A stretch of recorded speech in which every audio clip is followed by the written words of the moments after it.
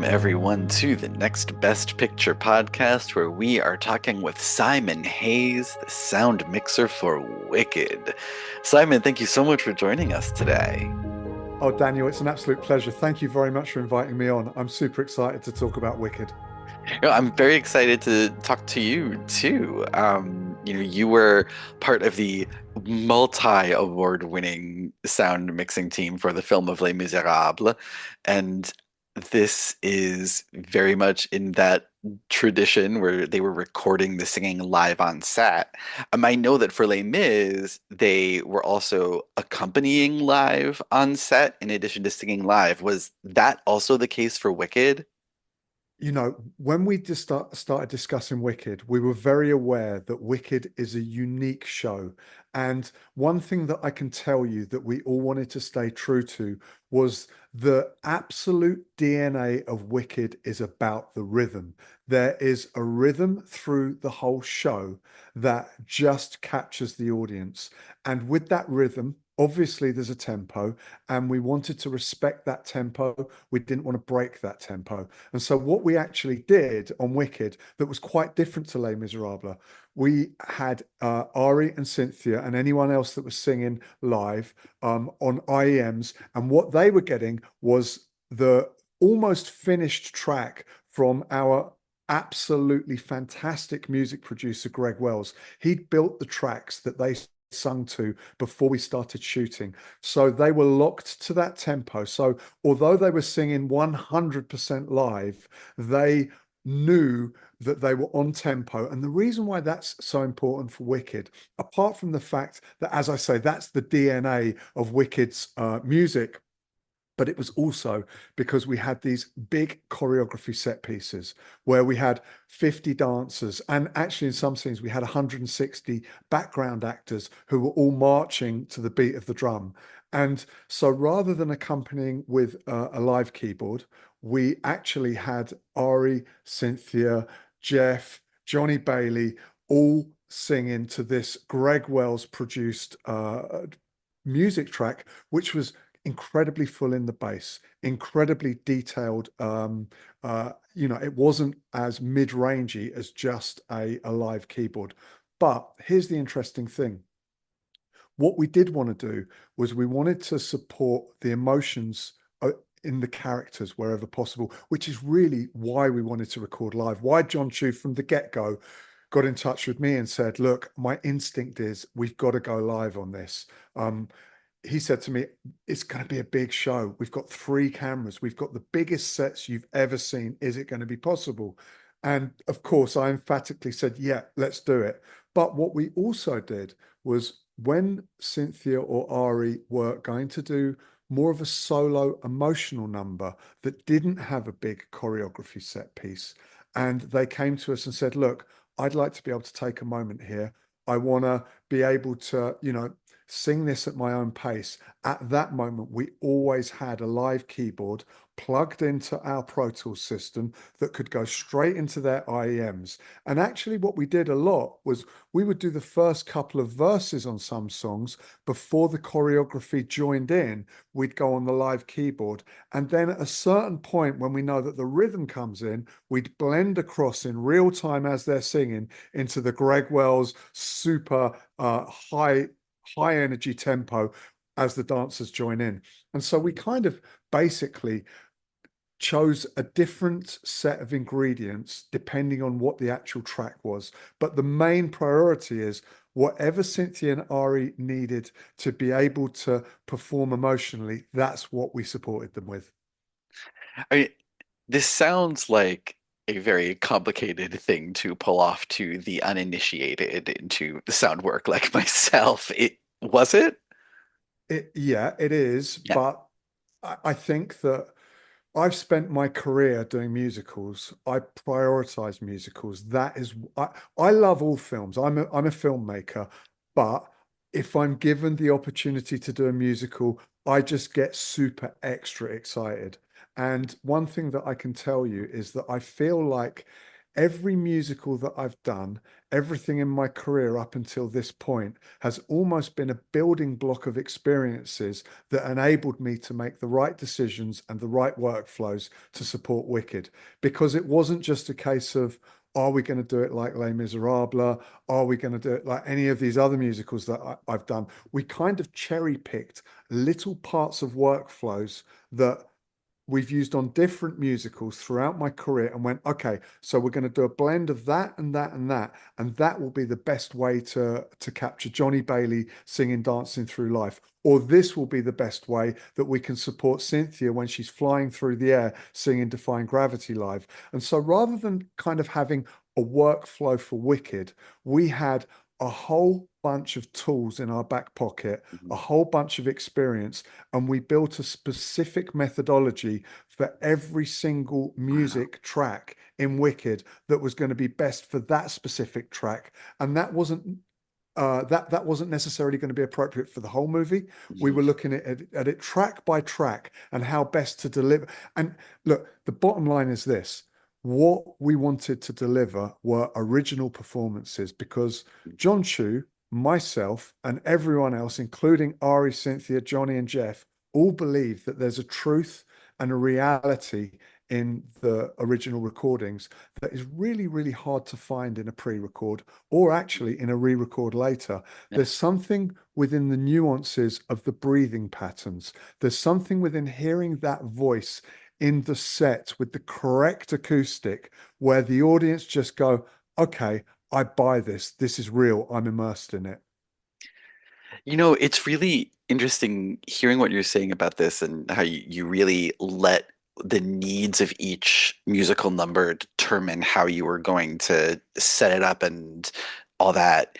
It sounds to the again like to the not people who don't work on this all the time that it seems like very yeah, that's how it should always be. Like that's how we should always approach these things, especially for musicals. Um, so I'm curious on things that on musicals that you worked on before Les Miserables, was was it a more technical consideration that this is just too complicated or would cost too much or what was it like before you started recording live on set? There was always traditionally, from the generations before me, there was an idea that a live recording on set wouldn't sound polished enough for us for the cinema audience. And I think that as an industry, we kind of got lost somewhere along the way in old school musicals where we started looking for some kind of perfection. And at the same time, we lost the emotion and the energy and the reality from the performance. And that's what I've strived to capture in my career. Um, I can remember those old school musicals where you kind of have the live dialogue on the set, and then suddenly there's a complete change in the way the microphones sound, and it's like a brick wall. Oh, here we go, they're singing, and whoa, there comes the lip sync. And it was very, very obvious to the audience. And I'm not saying that those films were bad, but I'm saying that we knew we were watching a musical, and I don't think that there was a complete suspension of reality. What I want to do for these actors and what I want to do for my directors is I want the audience to come in and basically see the piece and feel like they're immersed in it and they're watching something real. And if we record it live, they will feel like they're watching something real because it is 100% real.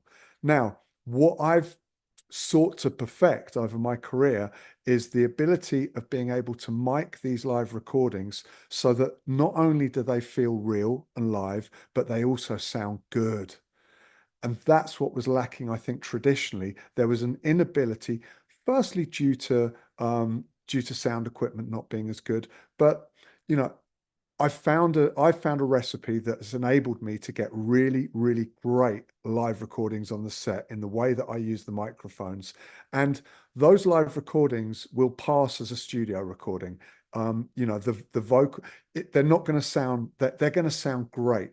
But what they're going to have that a studio recording doesn't have is that absolute honesty in the breaths and the little nuances that we see in the facial expressions. We hear the kind of the sound effects going on around. Like for instance, you've seen the movie, like when Johnny Bailey in the beginning of Dancing Through Life, he kicks that book off the table and we hear the book hit the ground. Yeah. Okay. All of that is that's just part of the scene. And when that's all synthetic and it isn't real, the audience aren't silly. They kind of go, I'm not believing that. And what I want is absolute belief in what I'm supplying. And that comes through in the film, absolutely.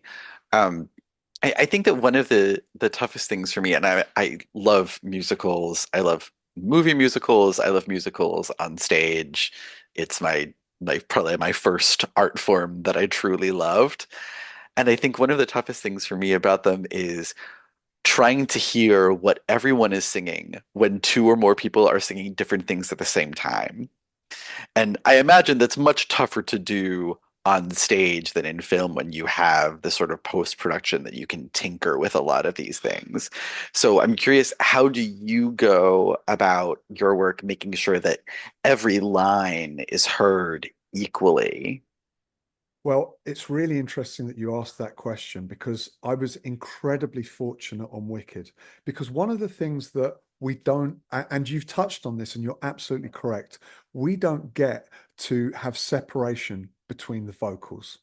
Because when we go in and we make a pre-record, obviously, even if people are singing together, we record their vocals separately. So then we can literally do a blend, a mix afterwards on a mixing desk. Now, what I never want to do on a film set is say to Ari or Cynthia or John Chu, hey, you know what? Could we just have Ari miming on this so that I can get Cynthia's voice? And then when we bring the camera around, can I just have Cynthia singing and we have Ari miming? Because again, that's me putting a technical restriction on the way that they perform.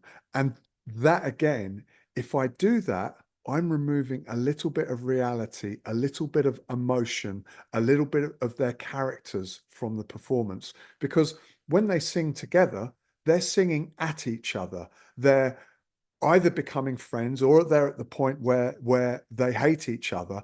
And if we take one vocal out to make it technically a more easier recording to deal with in post-production, we could also be negatively affecting their emotional performance on the movie set. So what I did was I absolutely let John Chu, Ari, and Cynthia perform this as if they were on stage in the theatre. In other words, they were singing together. Now, when I say I was lucky, let me tell you why. What none of us could foresee was when those two actresses sing together, their voices mesh. There was just something magic about, and it was almost like they were built to sing together. Now, that was nothing to do with me being a great production sound mixer. It was nothing to do with the priority of casting these two. They were cast because they're great actresses. How could any of us know that when they sung, there was just going to be this electrifying energy where you kind of go, okay, are these voices, were they designed to work together like this? And there was something within it where we just put microphones on it and all of us, there were times where I was sitting at the mixing desk and it was spine tingling. And that doesn't happen often unless I know that I'm making a really special recording. And so really, we were very, very lucky. And what I never do on a movie set is try and turn this into a recording studio. Because the moment I've tried to turn it into a music recording studio, we've actually thrown the baby out with the bathwater. And, you know, it's no different to doing pre-records. What I want to do is support these original performances. I want to be able to say to Ari and Cynthia and Johnny and Jeff, guys, you do it your way and I will capture it. And of course, I'm going to run around in the background. I'm going to put carpet down the moment we don't see their feet so that I can reduce the footfall. I'm going to be saying to the people on the close-ups in Dancing Through Life to the dancers, can you not be slamming your chairs up and down because we don't see you on camera? I'm going to do all of that stuff from a technical perspective, but what I'm not going to do is I'm not going to restrict the primary vocalists in any way. It's my job to be there to support them and their emotional performances, not to put restrictions in place. Um, and I think that modus operandi, that MO, it comes across in the performances that we have just let emotions drive their performances rather than technical challenges. I don't want them to think about what's going on technically. I want them absolutely immersed in their characters. And I know for a fact that that's what John Chu wants. And it's my job to make sure that what John Chu wants is what he gets. And I get that as well. Um, Primarily, I'm coming from a place of wanting to make a great movie. And Hmm. that has to be our starting point, not me coming from a place of I want to make a great vocal recording, because we're making a film, we're not making a soundtrack album. Yeah, and I'm sure that that's true for the performers too, that they want this to encapsulate as to feel as true as possible while they're performing it, and to have those performances be truly captured in the final products. I think when we see the movie, and I think that what all of the audiences are going to agree with me on, is that they are absolutely in the moment and you can feel their emotions jumping out Hmm. of the screen. And the Yeah. moment we start seeing filmmaking, especially from a sound and vocal capture perspective, as a technical endeavor, that's when we are starting to negatively affect the performance. Again, what I want to do is to support those actors and I want to be the guy that says to them, yes, we can do that. You can do whatever you want, and we can cover it. And I do that with a whole bunch of different mic techniques, but everything is prioritized towards giving the actors and these superb vocalists the freedom to act. Yeah, absolutely. And we're coming up on the end of our time together. So I wanted to ask, like sort of being part of a team that really pioneered recording singing live on set for Les Mis, what was the most important lesson that you learned working on that film that you took over and then it maybe expanded on for Wicked? The most important lesson that I've learnt is that there is something within the live performance that we can't put our finger on. We don't know quite what it is. It's something very delicate and fragile, but it works. And I don't believe that that exists in musicals that aren't live recorded. I think that there is a quality that just makes the film more believable. And so again, that's what I'm there to support. And whatever I'm faced with, and Cynthia was flying through the air on wires on Defying Gravity. We had silent wind tubes, which is again something that we don't normally have on a movie set. We designed them specifically for the Defying Gravity wire rigs. So in other words, the wind machines are outside. The special effects guys with flexible hose tubes so that we don't have any machinery noise in. We've just got Wow. them. We've got them sending jets of air wherever she's flying in through the air. She's doing somersaults as she's singing, and in her witch's hat, Yeah. we've basically got a microphone rigged in the brim of her witch's hat. So wherever she goes, even when she's spinning upside down, even when she's doing a somersault, the microphone goes exactly Right. with her because it's in the brim of her hat. And we've got the special effects guys making all of the wire rigs, which are normally really noisy. We spent weeks with them getting the rigs quiet enough. And we still came in, and John said, Cynthia, if you don't feel like you can do this live, if you want to concentrate more on the acrobatic elements, um, you could sing to a pre-record. And, Cynthia just looked at him and said, "Why would I do that? I've got to do this live." And I looked over at the special effects guys with the silent wind. I looked over at the grips who'd made these huge cranes incredibly quiet. I looked over at the stunt team who had spent weeks getting their wire rigs quiet. And we kind of just all had that knowing look where we just went, thank goodness we made this decision. Because even though this looked like it may be one of the only scenes in the movie which couldn't be sung live, it absolutely was. And as Cynthia's flying around, she's singing perfectly. Only she could do that. It's Yeah. amazing. It was amazing. But also, her cape is blowing in the wind because these silent wind tubes are following her wherever she goes. Now, to create that kind of wind normally on a film set, you'd be destroying the sound. But because the whole team, and I'm not talking about the sound team, I'm talking about the whole film Yeah. crew, was absolutely supportive of John, Cynthia, Ari, and all of the cast wanting to sing live. We kind of all went together and we all got together and said, we can do this. We can raise the game here. Um, you know, if she's going to fly through the air singing live, we're going to find a way of making it quiet enough to support that.